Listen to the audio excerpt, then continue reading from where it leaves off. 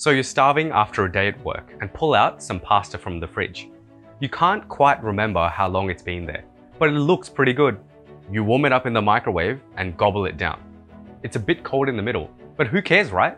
Unfortunately, your gut cares. A few hours later, you're running back and forth from the toilet with loose, watery diarrhea. On one of your many trips to the toilet, you start to wonder, is the diarrhea actually helping you clear the infection?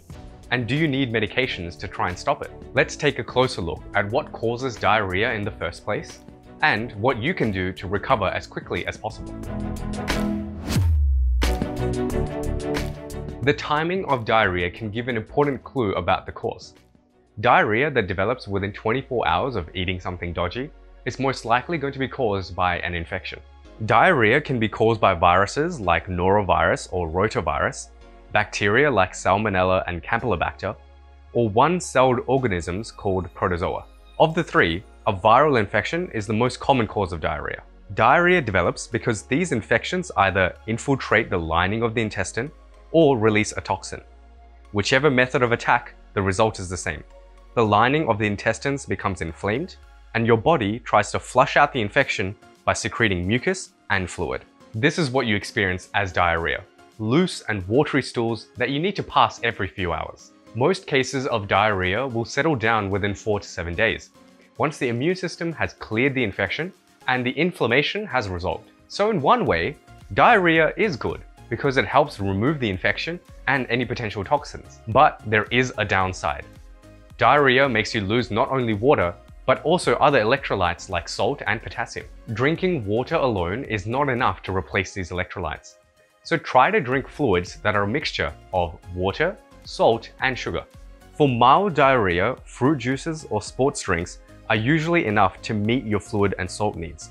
You can even make your own electrolyte replacement drinks at home with 500 ml of water mixed with half a teaspoon of salt, 2 to 4 tablespoons of sugar or honey, and something for flavoring like 250 ml of orange juice. For more severe diarrhea, you may need to buy oral rehydration solutions to get enough electrolytes back into your body. In terms of your diet, you should only eat as much as your body can tolerate.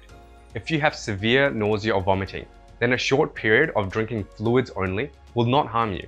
When you're feeling up to it, you can introduce starchy foods like rice, noodles, or potatoes.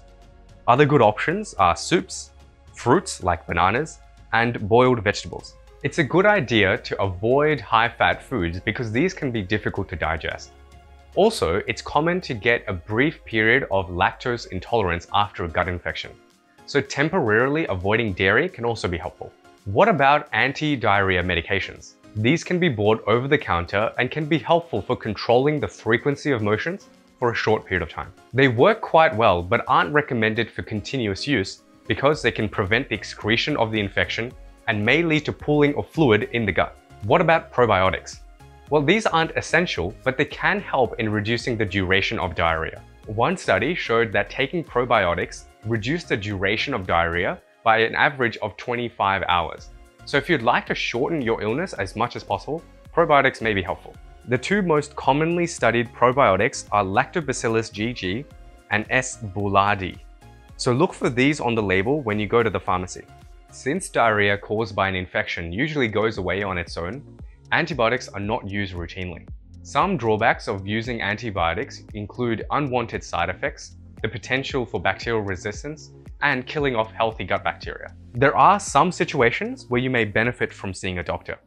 If you have bloody diarrhea or large volume diarrhea, severe abdominal pain and fever, severe nausea and vomiting that prevents you from drinking, if diarrhea lasts for more than 1 week, or if you're elderly or have other medical conditions that would delay recovery from an infection. Your doctor will consider whether antibiotics or even intravenous fluids may help you. So diarrhea isn't fun, but in a weird way, your body is doing you a favor by getting all that crap out of your system.